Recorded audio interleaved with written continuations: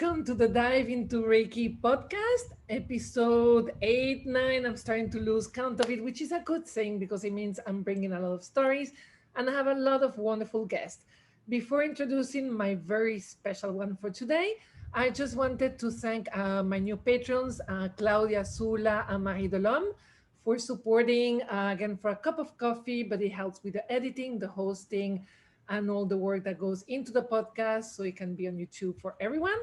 If you can want to help, you can also do it for free. You can go to Apple Podcasts, just rate the podcast, and that helps with the algorithm. Any support, even sending me Reiki blessings, whatever is welcome, or even liking it on YouTube. And without further ado, I'm introducing someone that I met in a retreat, and we basically have been laughing every time we see. She makes my heart smile. She's a very special person and a very, very beautiful Reiki master, Maria Kammerer. She's a full-time Reiki practitioner, teacher, and community leader. She's based in Cincinnati, Ohio. Her Reiki journey started in the year 2000, and she continues to practice and develop her understanding of Reiki. She's a graduate teacher with International House of Reiki and the founder of Attune, the Art of Reiki. And also, she has the Be the Light podcast. We will discuss, obviously, her journey, also what it is to make a livelihood of Reiki. A lot of us, dream of that. What is the reality of having a Reiki business? The importance of community in our development of the spiritual journey, and tips to deepen our practice. So I can't wait all of that. Maria, welcome. Thank you so much for accepting my invitation. Oh, thank you so much for having me here. I'm so excited to chat with you and your lovely community. Thank you so much. And I apologize today. I'm traveling tomorrow to see my family after 18 months. So if I'm a little bit all over the place and I'm always not very articulate, just bear with me as you listen this podcast. And I'll try to keep my mind together. I've been doing Joshinko Kyoho. So I wanted to start with the question I ask everybody is what was your first encounter with Reiki? What was your origin story as a Reiki practitioner? I love that. I love I think thinking about an origin story, it's like a superhero story, you know? Exactly. So thank you. That makes me laugh a lot. But actually we're all so powerful. So that's lovely. And we can be accept our superness, I guess. So that's a lot of fun. But yeah, I encountered Reiki actually when I was doing a year in service with AmeriCorps. It's like the Peace Corps at my own community.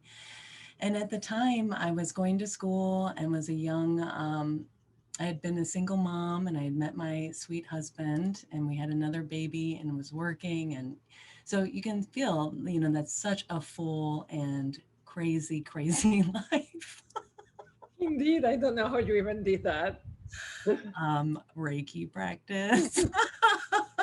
Actually, I did it because I'm really strong, right? And so I just kept going. And so many people I know, we all keep going and we burn out and we keep going anyway, right? We try to sleep and we can't get to sleep very well. We wake up the next day and we're operating from that place of, just um, don't have anything left, but you keep going, right? And at some point, I was like, there has got to be another way, and luckily I was working at a women's resource center, and one of the women in that community was a Reiki practitioner, and she was a teacher, and she was so sweet. Anyway, she was like such a wonderful woman. There's something about her. It's probably her Reiki practice, right? Exactly. She was tender and calm. Yeah, exactly. She was so peaceful. She was so happy, right? I was like, oh my gosh, this lady, right? And my friend, and I had so much turmoil, on an emotional level, just, baggage about my parents being divorced or, being the seventh child in a family where, Oh, they did lots when and you were lots the of, seventh child. That's why you're so boisterous. Like you have to call their attention so they remember you exist. yeah, hello. No. It took me a while actually to become, I was actually super, super shy and quiet. And so now I think through my Reiki practice, I've been able to kind of accept who I am more. So much friendlier, much more fun in that way. But yeah, so I had a lot of turmoil in all levels of my life. And my friend recommended to go to a Reiki treatment. And I was like, I don't know what Reiki is, but I'm going to try it, you know? And so I did. And actually it was the best thing I've ever done in that way. It just like, I felt, oh my gosh, I felt more myself. And it was like, how do you forget yourself? But I remember it was like I felt myself again, and I felt so happy and like so in the flow, you know, of like even the next day I was like, my hair looks great, you know, I got a good parking spot. But but really it was that I felt at peace, and I got home and I just felt all this overwhelming sense of love for my family, and because I was present, you know, I was really present and there, and I could love them the way that they needed to. You know, there was my two boys are now in their 20s, but, you know, and I always wanted to be a good parent. I always wanted to be a good person. And I think Reiki really helped me to do that because I could be myself. I could let go of my worry. I could let go of my fear, right? And I could just have more gratitude and more compassion. I love the way you put it because a lot of us, we take a Reiki class and we're like, oh, I didn't see the angels, I didn't see colors, but I feel very peaceful. And like, and we make it almost like it's a less of an experience. And actually, being like, how many times are we feeling peaceful in our lives, right? It's such a gift to be present and peaceful. That is better than 300 visions or colors, right? Oh my gosh, so true because we can get we can lose track of what's really important in life, you know, and a lot of times we want to be entertained, which is great. I love to have fun, you know, no doubt, right? But actually being peaceful means that I can really be resting in myself, and then I have the freedom to have fun no matter what the conditions are, or to get the most out of my life, right? Even like accepting the anger or the angry parts of who we are. That's so healing, you know. And that comes from a place of you have space in you, you have peace in you. You're able to accept the sadness or, you know, the other parts of yourself that we've been trying to kind of hold back or hold down. Yeah, when we were doing the pre-interview, you said a phrase that really struck me, and actually I prepared a quote from my Instagram with it. You said like you have to love yourself so much that you love even your anger, and Reiki practice allows that, and that is really such a beautiful statement. Mm, We yeah, usually push it right. and hide it and don't deal with it, right?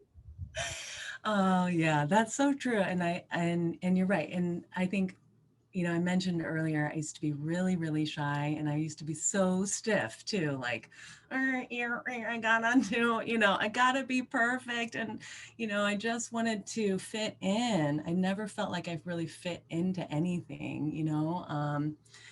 And so I tried to blend in super hard, and that's so much effort.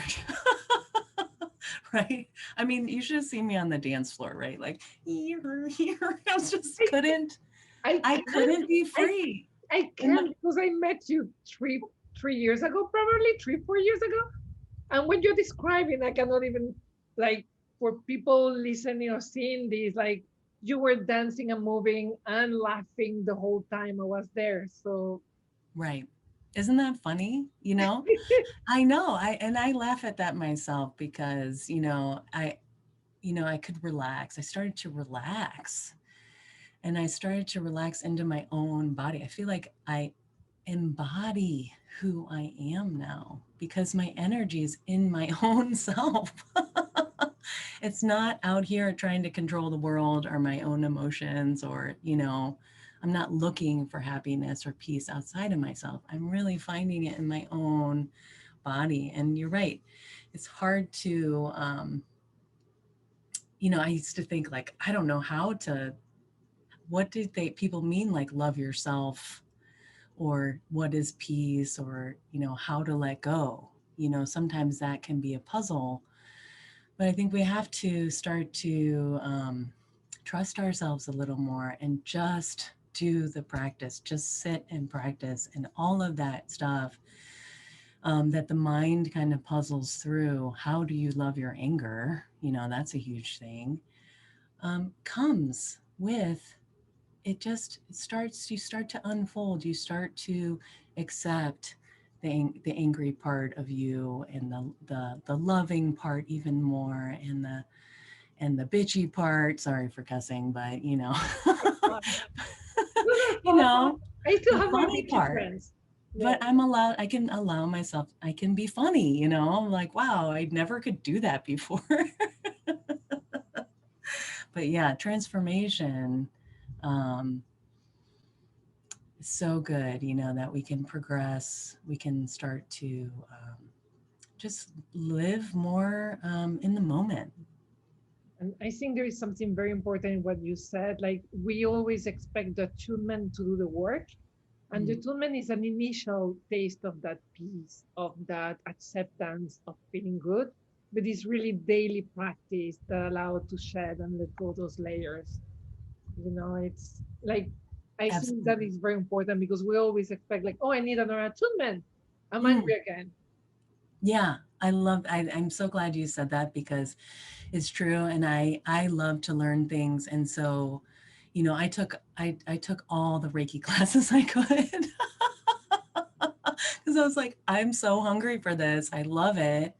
And I was learning modern teachings, but I, you know, anyway, besides that, but I think that when you, to really progress in your own transformation, or to continue to let go of our layers, we do have to have that dedication to yourself, you know. And what happened, I think, at the beginning is that I felt really good, right? And then I stopped practicing. I'm Guilty, sure, guilty, guilty, like most of us are. right? Because you feel good, right? So you're Yeah. like, yeah, I feel good. And then you slowly start to feel worse and worse and worse, right? And then I'm like, oh my gosh, I have this Reiki practice. You know, some light bulb would go off. And then I would practice, and then, oh my gosh, I would feel really good. And then at some point, I just like said to myself, I was like, I've got to stop doing this to myself. I'm the one choosing to like, I think I became so much aware of my own state of being, you know? And then I was like, I have a choice. You know what? I feel bad. I have a choice, and I can dedicate myself to this work of showing more compassion, loving myself more by doing the work, right? By being diligent in my practice. And I think that's super important. And that way, you know, I continue to feel good, and then feel better and better. And who freaking knows, right? You know, but it's such a joy. You know, every day is a new day. You know, every moment, this beautiful, fresh moment. Yeah, because when we talk, you mentioned the precept of Kyo Hageme, which Mm, a lot of people translate as work hard, but really it's more about practice diligently. And actually, when I went to the Zen monastery, it also means when you sit and you practice, you're already enlightened. So it's yeah, also remember you already are enlightened, you just need to practice, right? Okay, I yeah, probably killed it a little bit, but and I think that precept, everybody just treat him like it's like the least loved of the precepts. So I was very excited when it was your favorite precept, like one of them. I'm like, someone yeah. else who loves Gyo Hagame. I love Gyohagame.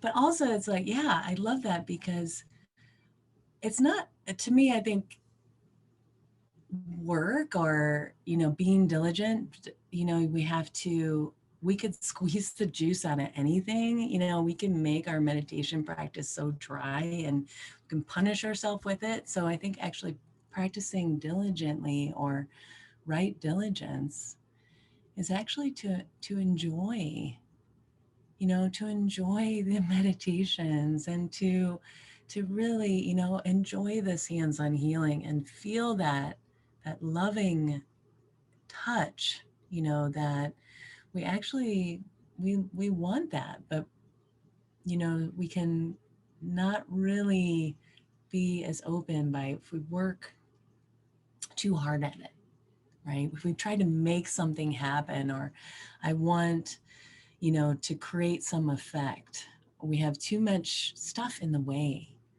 We actually just, just stop, enjoy this moment, enjoy your own breath, your own energy, your body, your mind, and that's when I think it's just, oh, just feels really good.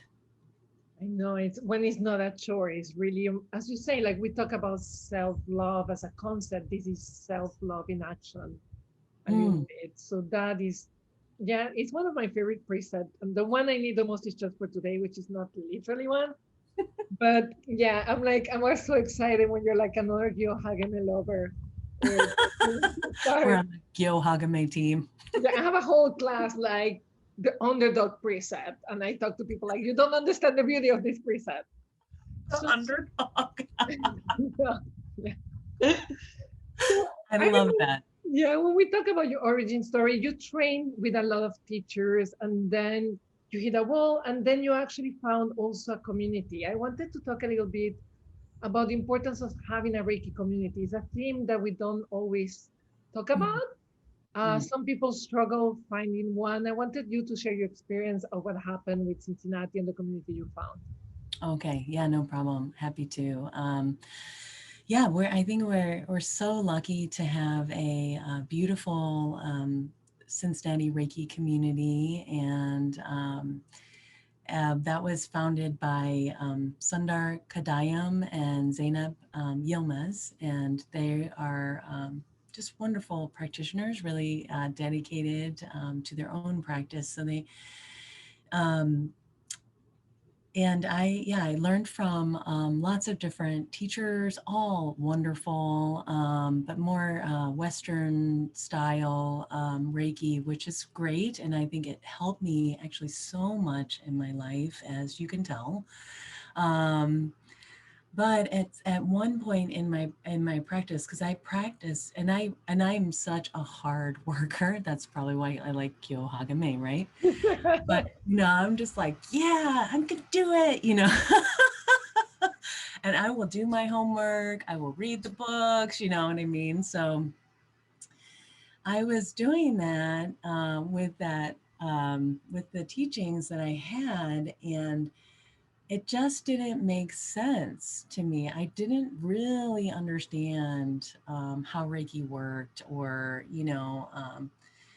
and I was teaching, but I didn't understand so many things. But my progression definitely hit a wall.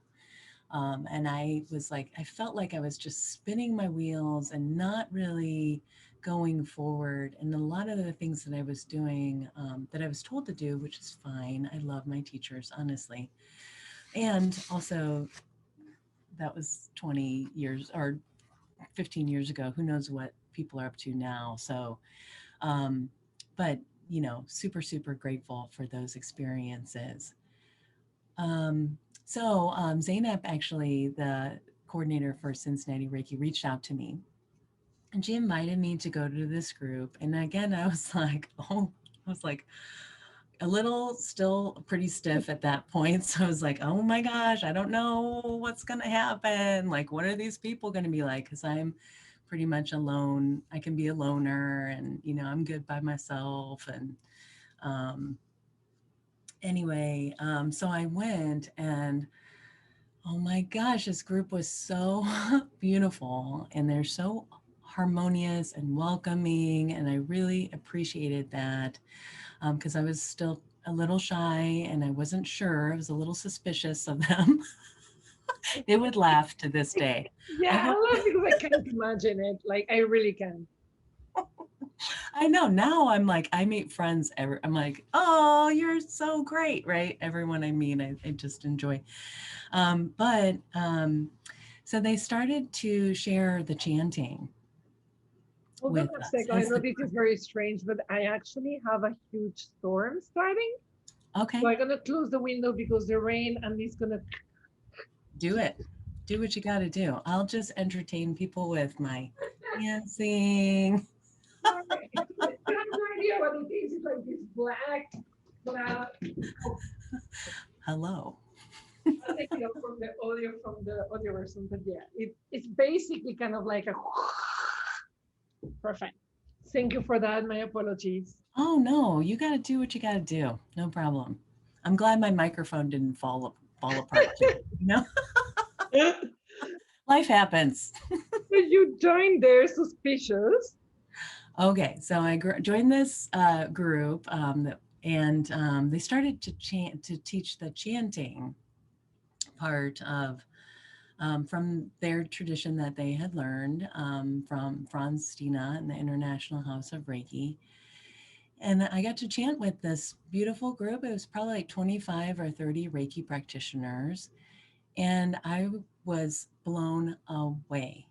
I felt like, oh my gosh, it's in me. Reiki is me. It's in me and it's in my own hara. It's in my own center. And it made so much sense, you know? Oh my gosh, it made so much sense and it felt so good. And it completely changed the way that I felt about Reiki and how I practiced and having that community. I think over the years, we've gotten together so many times, but we have two main events twice a year that we all gather together. And it's from people from all different lineages, not just International House of Reiki, but everyone's invited. And we practice, we learn. But having that support of people who are on that, it understand your language around energy or what they have experiences similar to you in a way, and that helps you um, to have, it's like this bigger circle of people, and it became for me like a bigger family of people to love you and support you in your life. And that's what it's really become, is like this ever widening circle of Reiki family. And I feel like I meet more Reiki family all over the world, like you, and people from Australia and Germany and, California. It's just so great because having that group just showed me so much, like all the many faces of Reiki and everybody's different transformation and development and so many lessons, right? It was just, I said I come from a big family already, so to me that felt really natural. Of course, yeah. I'm a third one. We're three, and I'm the third one, but seven. Yeah, it's. But I grew up with all my cousins. We're always like 10 cousins running around. So yeah, it Yeah. it feels good. It feels also, for example, in New York can be very lonely, and I'm an introvert, so like it's nice to have a community. Also, people they don't think you're a crazy person when you feel something or you talk about like you can talk and you're not being considered like insane. Yes, that's so great. Because I would try to talk to other people about Reiki, and especially at first. And I was like, come here, try this Reiki stuff. It's amazing. And they were like, crazy lady. Yeah, I gave up But, on my family. Yeah, yeah, crazy lady is the favorite one. I had that too. But I also, because I know a lot of people always trying to do Reiki circles, Reiki communities. And I don't know if you can give, if it's easy to give like a few tips because they have to be sustainable. yeah, And also you have to commit, right? Because it sounds like, yeah, I'll do Reiki circle. In my case, before the pandemic, it took me a year to be on mine and I had to do it every month. yeah. I'm gonna go back to them every 2 months because actually the effort was too much every month. And if I wanted to keep, so what is the key for you for someone to create a community that is, that is relevant and sustainable? Yeah. Um, yeah, so now I'm hosting the Cincinnati Reiki events, and in that community. And I really kind of include this. I feel like the more we practice, the more we include more people automatically. Like when you practice, you're practicing not just for yourself, but for your family and your loved ones. And then, that wider circle, right, starts to happen. So I think, your own personal practice is really important. And then if you feel you want to start a group for yourself, and I encourage you to do that, it's always more fun with friends. Okay. Right? And you never know what's going to happen, or, but yeah, having that dedication to continue to show up for them. But setting, I think, just if you have even just one person in mind who would practice with you, that's great. Don't wait till the perfect circumstances to begin, right? Invite that one person. Say, hey, do you want to do this? Set the date and time. Once you put it on your calendar, it's going to happen, right? And you have that one person that you're accountable to, it's got to happen. I love how simple you made it, right? We think it's all about like a Facebook page logo. It's just start with one person and a calendar invite. That's right. And I think in a way, you know, um, we have to keep it simple. It's just that you want to gather together. You want to practice together. It can be very simple like that. And just remain open to, who you want to invite and who you want to, and just start. You can send, of course, all your invitations out, but if you have a few people that maybe you took classes with, or maybe Reiki treatments they love, or, just a little bit of interest, right? Is just like a little seed that you water and it starts to grow. And the only thing that it needs is your time, your a bit of attention and your compassion, and it will grow. I love that. Like I really heard how simple you put it because Thank I work in advertising. So for me, first I have to do the promo and then the calendar invite. I'm like the opposite. It works my way. But I think, again, what you said is just start with one little by little join. I think we both agree that it took me a long time for me to build my circle, and it don't get also like frustrated if for the first two, three circles there are few people, because even I'm doing corporate meditation on the East Coast, it took a year for people to really join the meditation every week. The you. first 6 months were two people, and I was paying the same, but it takes time to build, right? Yeah, absolutely. But if you just keep holding that space open, if you just keep going, and yeah, then of course it will start to develop. And magic happens like wonderful Magic. happened in Cincinnati and Woo! now to the world. So now that you have your practice, again, 20 years of practice is a lot, over 20 years. Uh, if there is one tip you will give someone to deepen their practice, and you probably already mentioned because you were really about self-practice, but like something the same way you put it simply about like, hey, start a circle, invite one person. Is there one simple thing for people to deepen their practice or transform their practice if they're feeling really stuck and completely disenchanted with Reiki practice? Mm. And you can take your time. Yeah, Because I'm I like, know this do, question wasn't do, prepared do, for you. do. It's like, oh, what if I ask this? I'm like, I have so much to tell you. You can tell me 5 tips. It doesn't have to be one. No, I'm just kidding. It's so good. I think, don't strive for protection, perfection. Don't strive for perfection. That's not what life is. Perfection, when I think about that, I think, that's like so not alive. It's so plastic and not alive. Don't strive for that. Just strive to just be here now.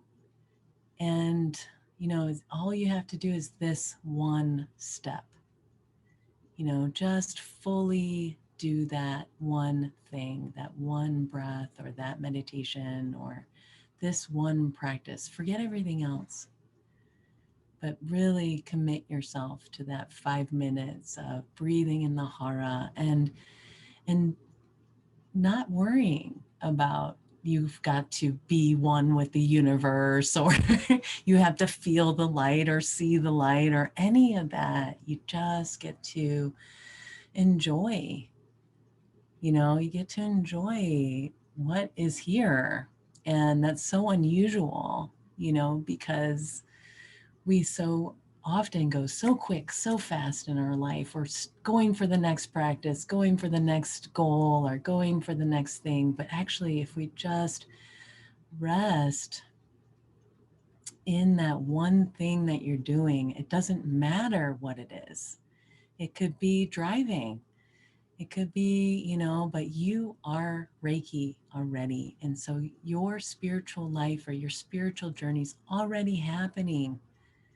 So remember to include yourself in everything that you do.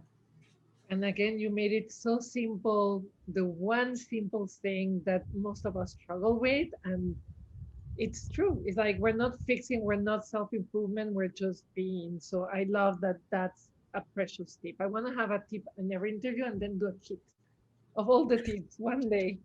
Because we all struggle with very similar things and we don't talk about them because we don't like to show that struggling side. Like, Yeah. and struggle is not a word, but I just created it. But and that need for perfection, especially in the United States, is very Yeah. cultural. We have to be perfect, especially for women as well. I Yes, think for it's sure. even stronger for men as well in different way, but women have to look perfect, be strong, never fail, be there for everyone, and on top of that, be amazingly feminine and never lose their calm, right? So it's and witty because lately we also have to be witty. So it's like the list keeps growing, right?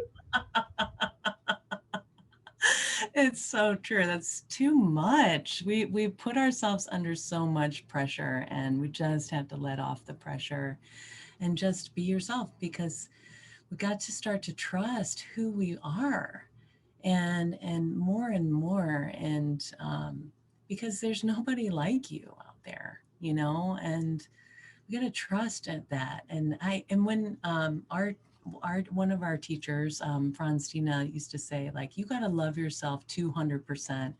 I was like, I understand what you're saying in my mind, but the rest of me doesn't get that. Guilty, guilty, yes. I was like, I hear you, and I'm going for it. But I think I'm understanding that more these days, and I am super grateful for that. And I feel like it's this, you know, um, caring. I know the state of my own being now. I'm a little more aware, right, of how I'm feeling, and I'm just tending to that a little more each day. I'm not striving to be perfect or like anyone else, at least for right now.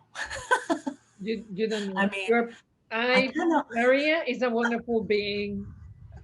I kind of want to be Michelle Obama, but Okay, yeah, now that you say Michelle Obama, yeah, like that,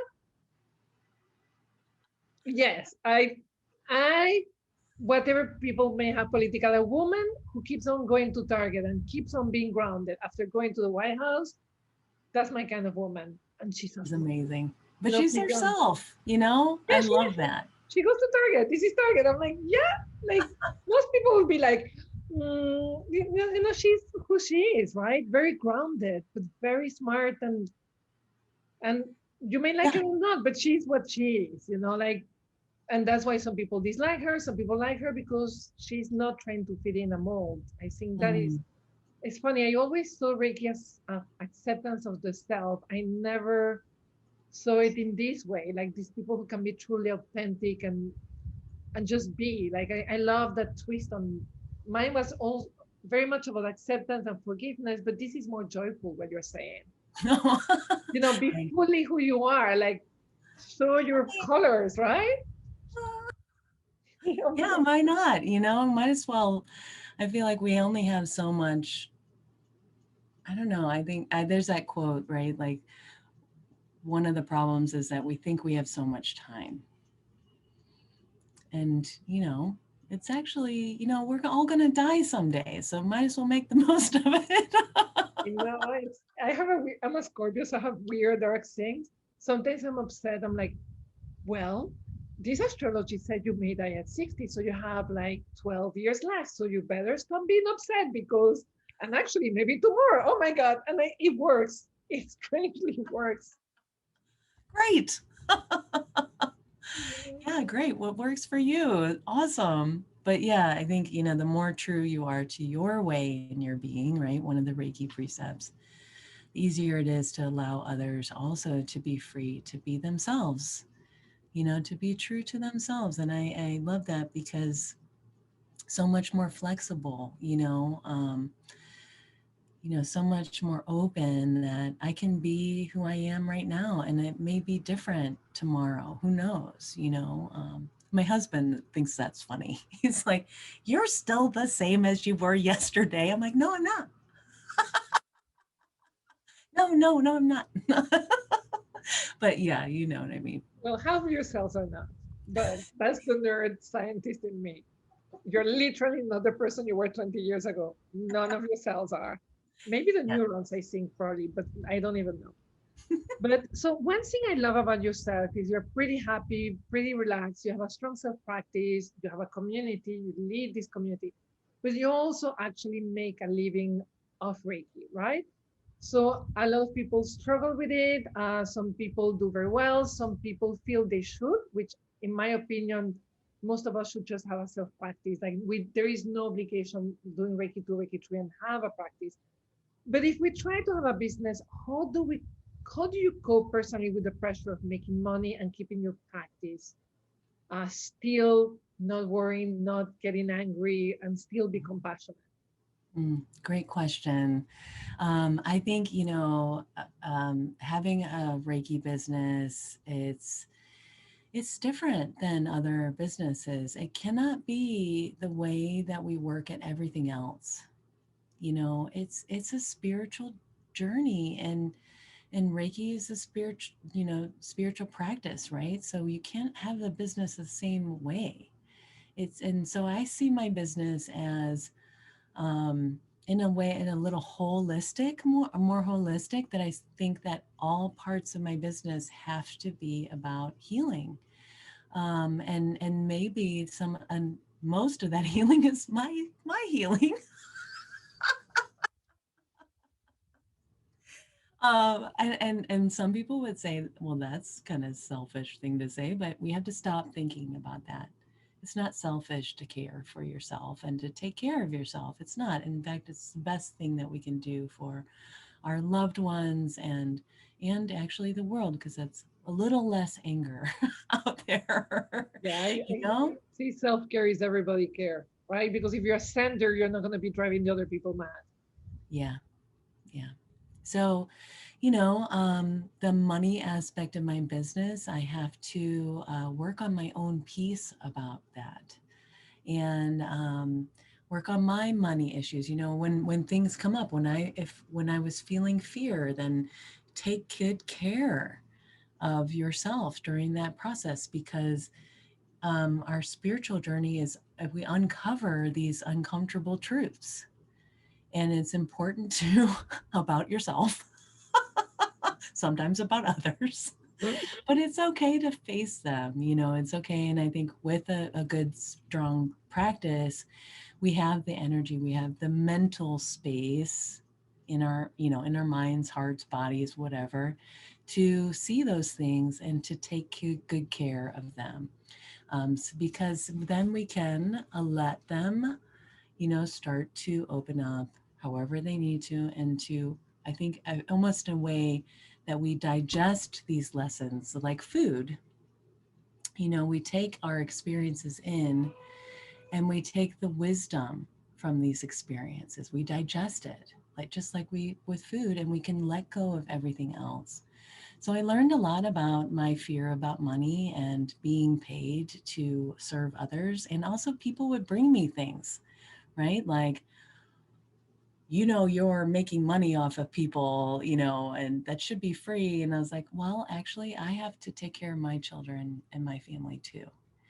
And I need to pay for groceries. And that's not the same, my life is not the same as everybody else's, but you have to have harmony in your life. And harmony is kind of a thing that's always kind of changing, right? As you grow, that harmony between money and the work that you have, and the time that you have at home, and or whatever the situation is also kind of coming back again and again and again, right? You grow, and then harmony again. um, so yeah, I think see it as an opportunity. I don't think that you go into a Reiki business trying to make a bunch of money, right? Because that's not the purpose of that. I think you have to have a really good intention for yourself, and what you're offering to the world, which is the system of Reiki, right? So we have to be really clear about that. And so my intention for my work is that I'm really being true, to that nature of who we are. I want to rest in that peace more and more of who I really am. And I offer that to anybody who wants to receive that, right? I want to rest in my own Reiki energy. Um, and right? And I support people in their own remembering of what that is, right? Their own peace, their own happiness. And so I try to stay really clear about that. And that helps me as I develop my business and I started putting pieces together. Is this living the precepts? Is this, because it can be very difficult. It's challenging, right? But I did start on just like anything else. I tried to keep it very simple. I started offering treatments while I was working full time as a one of the administrators at a school. And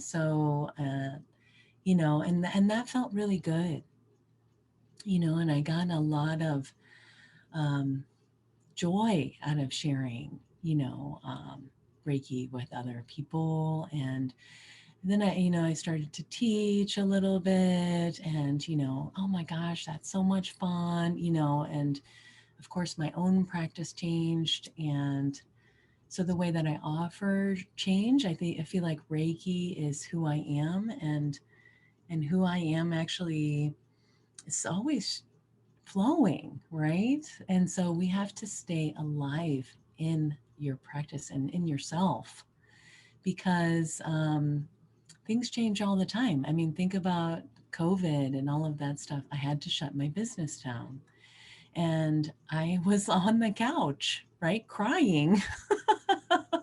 I was heartbroken. I felt like my mission in life was canceled, you Oh, know? wow. Yeah, it's funny that you say that, like instead of worrying about the money, like the first thing is like your mission in your life. Like that makes clear that your purpose is very clear regarding your business, right? Yeah, yeah. But my mission and I've always, I think, been in this place of I wanted to serve others, but with Reiki, I found I could serve myself. I could help myself and also serve others, which I was like, awesome, cha-ching. I love to multitask in a way like I want to receive what I want to share, and from that place of feeling good and overflowing. Like that totally makes sense to me. But I think, by starting in a way that was part time, I wasn't worried about the bills so much, right? Because I could still pay my bills. So I could manage my fear. Little by little, yeah. Yeah. Charging and giving a session, which is the hardest things when you start. It's Right. How to charge. I had to work out these things. I gave myself the space and the time to develop as I needed to. And, my teaching has changed, the way my Reiki treatments have changed from the beginning to now. So, and I think it's just changed because I feel more peaceful. I feel it's so simple, it's so practical, right? It's so everyday. This is your life, right? And we can take care of ourselves. So I think a business, a Reiki business too, you know, got to take care of our hopes and our fears so that we don't get carried away with that, and really remain in that, for this moment only, and yeah, so that you can be just receiving and healing yourself throughout the process of that. So when my mission got canceled, I, right? I mean, I had to cry and I had to take care of myself, right? And I realized, wait, I'm still here. I'm not, it's not the end of my life. I can still offer what I can, and I'm going to do it. And so I did. And, you know, and whatever, if I had one Reiki session online, I was just really grateful for that, and I also, just took good care of myself and my family, and I ended up taking care of my neighborhood because I would just be walking all the time, and I'd notice my neighbors who I know who super isolated, you know. So my business really changed to be like, you know what, this is just life, right? This is, to caring for my neighbors and my family in a new way, and they became, we became closer than normally. We don't have that opportunity to chat with each other. So now I've, a sweet little community. I'm so excited about that. But I think that's life. We have to keep growing, and our business changes. The needs for your business change just as you do. To so stay open to that the way that your business operates is not the precious thing. Don't hold on to it so much because it can change. What's precious and sacred is you, and the people that you get to meet. And just remember that and keep going, right? Don't give up. And then the other thing that I think too is that anytime you try something new or you want to bring something out into the world, um, I start I start talking about it. I start telling people, hey, guess what I'm thinking about doing? Guess what? I'm going to do this. And you get people in, just to be on your side and just support you through that process. Because if you're excited about something, your loved ones are excited about it too. And they will ask you about it, right? Next week or whatever. Hey, how's that going? And that actually keeps you accountable. Oh, yeah. I did nothing on it. Which happens often. Yeah, I know. But But, you know, yeah, it's helpful. it's funny because I was the same with the podcast when I started, like, I'm gonna do a podcast, and I told all my friends, everybody's like, you're not gonna do a podcast. I'm like, no, like, but it was the thing that actually made me do the first interview. It's no, I love all the advice you gave me. And actually it's funny, like, because for me the Reiki business part has always, like, my mission for me is to spread information, to educate it.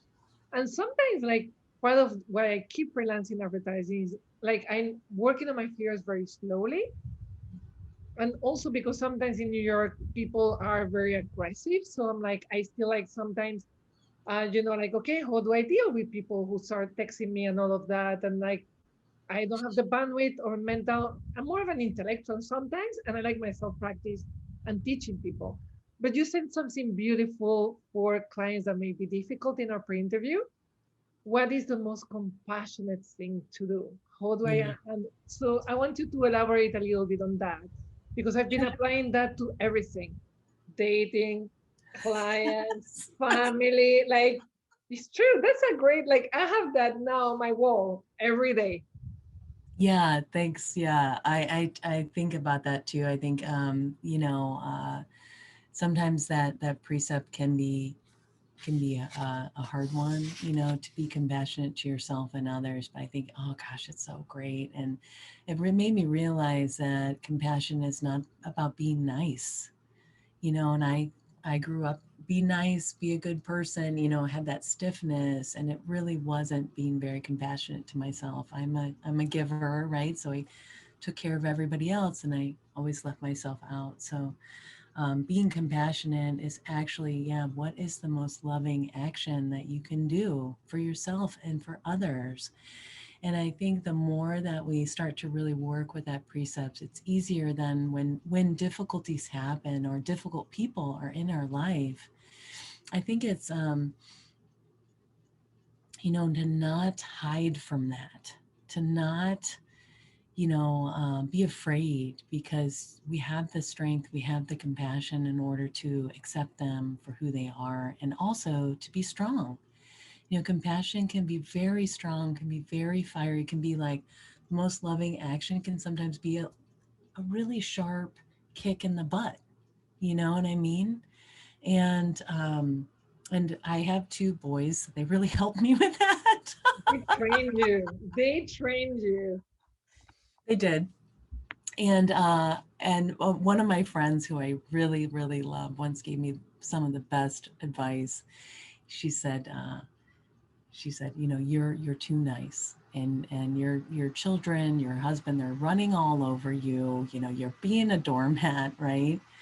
But I think we can do this in our business too, that we just offer and offer, and it's really not the right, like, it's okay to say no. It's okay to say no to your clients and to your students, or to not accept people as a client or a student. It's okay. And in fact, it may be the most loving action. But she said, she's like, sometimes you just got to go ape shit crazy on those people, on your family, and let them know that it's not okay, right? I just thought that was hysterical, and I really, we got a good laugh out of that. But she's right, because being too nice, we're not taking responsibility for what is happening in our life. And also, we kind of disempower people as well, by not allowing them to hear the truth of the situation and to take responsibility for their part of whatever that is, right? So I think, what is the most loving action? And so I'm just trying to think of a specific example, but definitely, like I have had a student who ran into a friend of mine who's a Reiki teacher, an incredible Reiki teacher, but he lives in a different state. And so he sent him to me, to be my student. And I was like, yeah, of course, for my friend, of course, you're welcome to take my class. Oh, you want to take it for free? Yeah, of course, you can take my class for free. Oh, you're gonna be a really tough person to deal with all the time? Of course, I can handle that, right? And so what I realized, and it was fine, and it took me, and I cared for this person, and I cared for our relationship for as long as we could, until, and I cared for myself, right?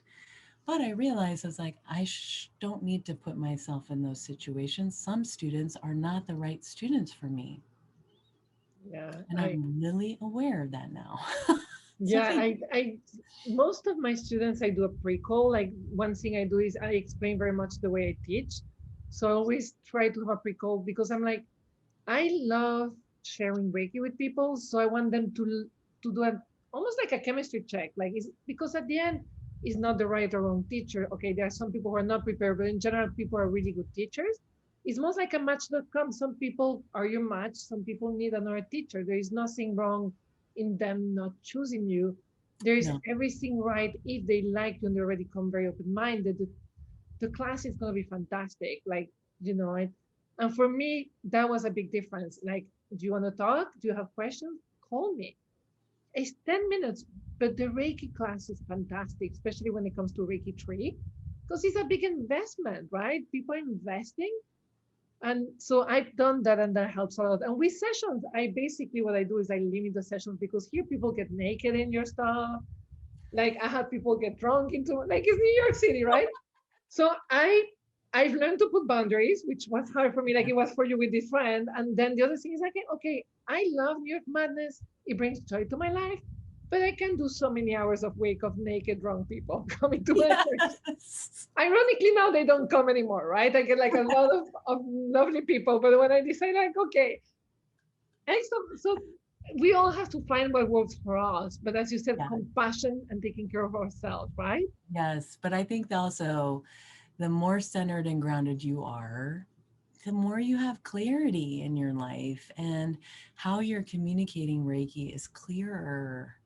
And I'm not always the best at like writing and stuff, but and then the people who come to see you are the people that need to be there. So all my clients are so lovely and my students are so lovely. I just really, really enjoy them. And also I've taken care of my stuff too, so I have a little less in me, which is also helpful, less buttons to push. A little more gratitude, a little more compassion in me, which is great. But yeah, boundaries are a good thing, and being able to be strong and say no, or say, you know what, you know, um, You're I'm not the going to right tell class. you to practice, or I'm going to tell you, the truth. I'm always going to tell the truth. Whether people receive that or not is up to them. That's their responsibility. So, yeah. I And love I'm that. not worried about it, right? I'm less worried about it than ever. I know it's, and I love that you said that we can say compassionately, but I have sometimes students that come up with the same question class after class. And I know that if they sat and did their practice, they will not have that question. Right. So my answer is sit on your butt and tell me next week, right? So, and I say it with a smile, but sometimes, as you said, the most compassionate action is actually making sure people practice, right? Not Yes. solving it. I think also there is that thing that we have both as in sessions and teacher, that we try to solve, explain people what is happening to them, Uh-huh. versus holding the space so they can do their own self exploration, self whatever they need to do. And I love the way you put it, about like, hey, it's on you. Yeah. Well, and it's so much more empowering too when you support someone in their own healing. We know that's what's happening. People are healing themselves, and we want people to be empowered and to have their own, right? It's their own Reiki energy.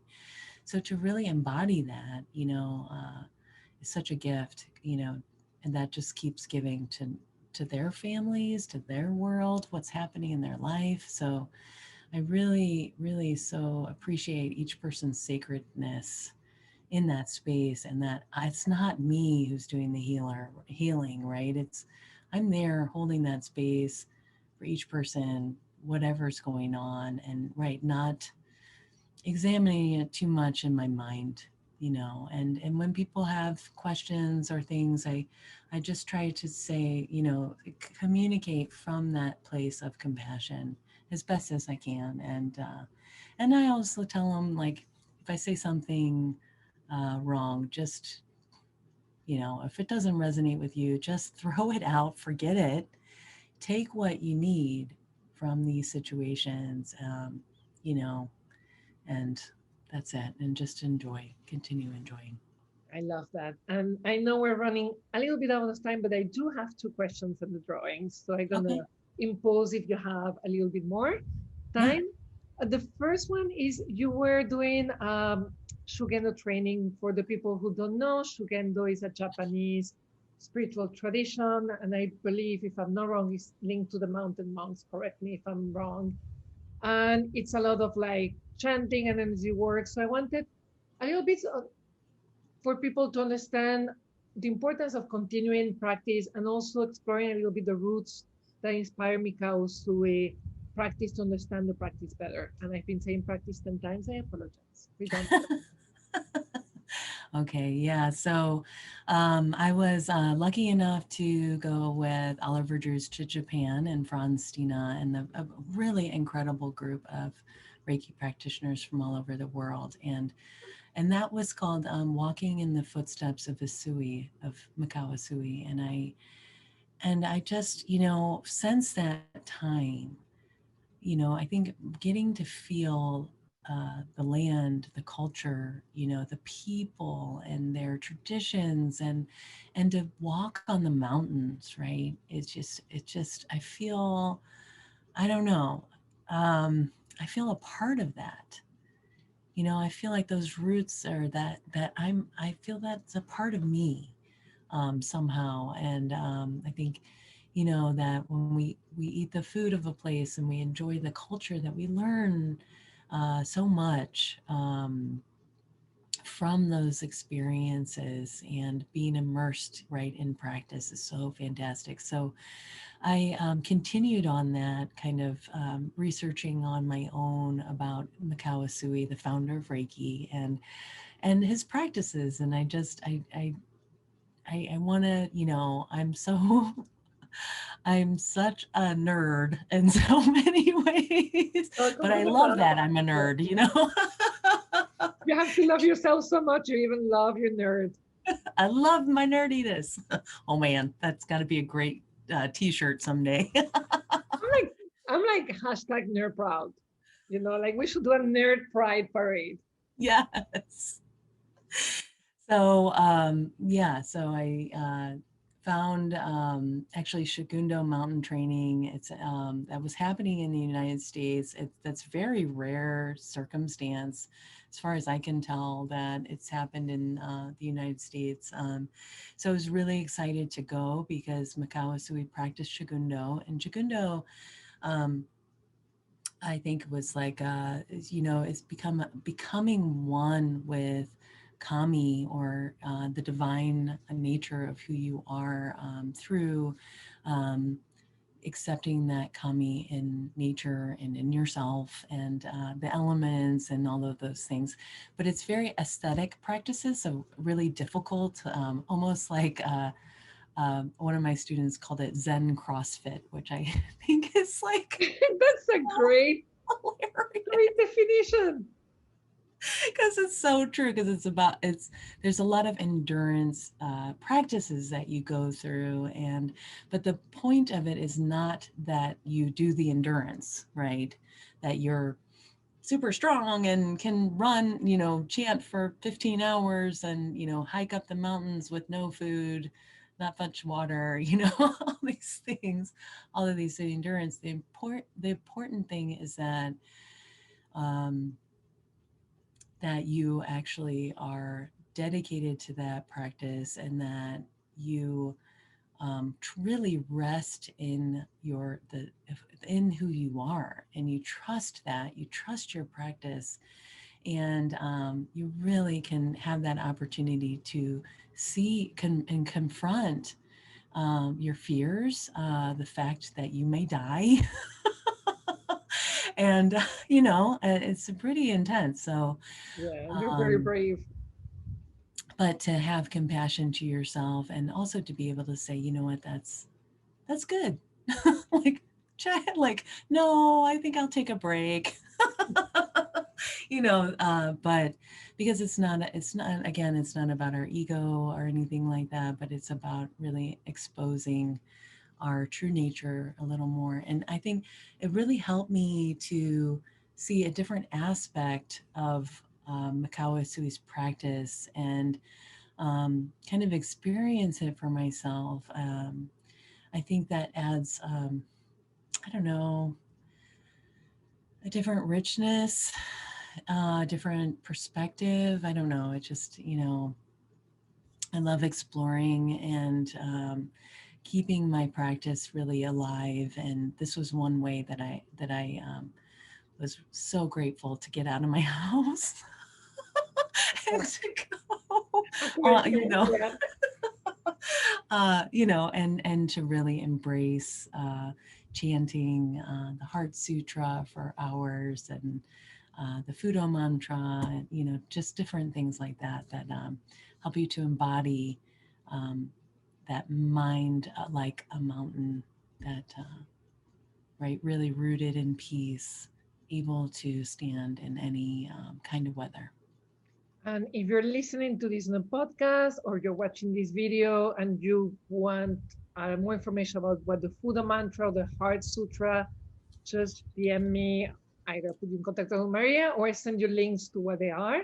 If you don't have a Buddhist background, because I know Shugendo is mountain monks, but they have a lot of Buddhist practice as well as others. They combine a lot of things. So, because in the Japanese Reiki tradition, we work a lot with Japanese deities and mantras, which in Western Reiki you may not have, but we're happy to share that info. Actually, I may include it in the notes of the podcast to help. So my last question, and I really love that deepening, again, exploring the roots.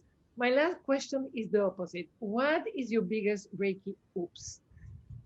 Again, I don't believe in mistake. I've learned through my mistakes. So what is that mistake that you made that made you go like, wow, this is the biggest lesson I ever got, right? Because a lot of us are always scared of doing mistakes during Reiki practice, but that's the way we learn.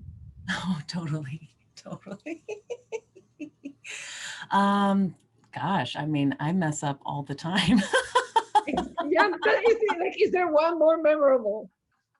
I'm just kidding. I actually think, it is good to share mistakes, and I do, I'm a bit clumsy, so, in my life, so I can trip and have some dishes and then catch the dishes. Like I'm clumsy with cat-like reflexes. But so kind of twins, you and I. Like we don't look alike, but you're kind of scaring me.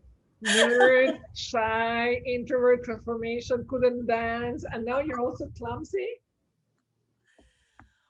Anyway, so, I think embracing our mistakes and our mess ups are, so wonderful because, again, it's just that gentling of that feeling that we have to be perfect and we don't. And I learned so much from my mistakes. Sometimes, more, although I do love to learn through happiness and joy. I think that's really important. We don't always have to learn through suffering and mistakes, actually happiness and joy is just as great, if not more lovely. But I don't know. I think, I don't know. I just, I don't know. Like, oh my God, I don't know. I mean, we can just laugh at ourselves, but, when I first started practicing Reiki, I was super excited and I was really forceful about it. I was like, no, really, sit down, sit, and I'm going to give you Reiki and like all these things. So I've done all those things so I can really understand lots of people in different practices, and, are putting, I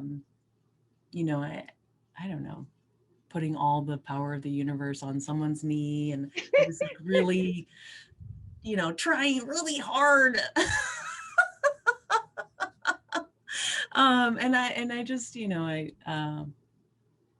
really laugh about that now because, and I, at one point I just was like, I'm so sorry to all my students, like, because and not that I messed up, but I kept changing and growing. And then my wisdom and my understanding of Reiki grew. And I actually reached out to my beginning students as like, hey, you guys, I'm practicing Reiki in a whole different way. I'm not putting all the power of the universe on our knee. I'm feeling my own relationship with the universe more and more, not separate ever.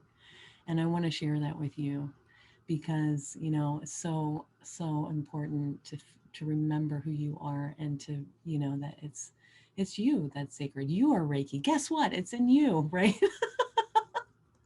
And yeah, and I actually did send out that message and I was like, if anybody wants to come for training again, just come for free. That's so beautiful. You did that. It's funny. I think unless you've gone through all this process of trying, fixing, you cannot be a compassionate teacher. And also people, probably most people, because you, I don't know if they're mistake or just the stage of learning, right? That's the way we go, and it's really hard to let go. If you really are very enlightened, then it's going to be, well, if you're enlightened, you'll be compassionate. But for me, the beauty of as a teacher of being vulnerable and opening that is like, yeah, I've been there. It's normal, right? Like, so now fix it like that. We can hold the space where students, we can be human, but also we understand where they're coming from because we've been there. Yeah, yeah, I For agree. me, And it's an honor to ask about the Reiki oops. I love it. By the I way, will check. also Right? get back to you about more oops. I'm just kidding. You, we could do a whole book about it. Actually, that's, you're giving me an idea there. I'm gonna do like the funniest and more enlightening Reiki mistakes we've done. Yes, I love that idea. And Reiki skits and cartoons, right up your alley.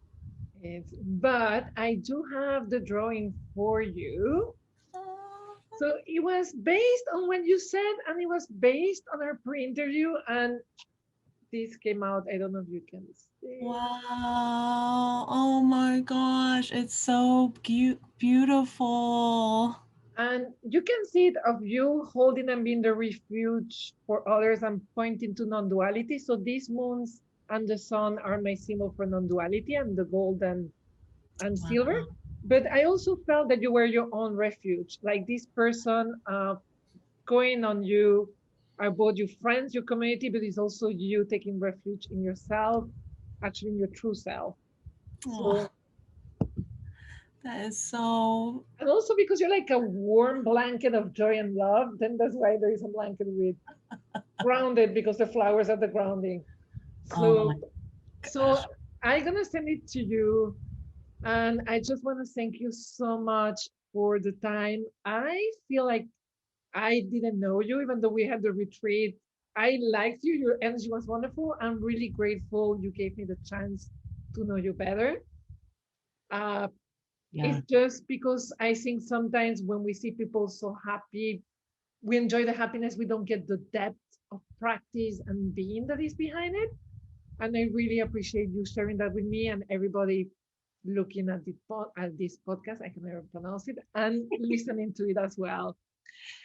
Well, thank you so much, really, for offering this opportunity to chat with you and to get to know you. You're so special and wonderful, and I'm so glad for all that you are offering to the world and to your incredible community as well. And thank you for that such a gorgeous drawing. You're so talented.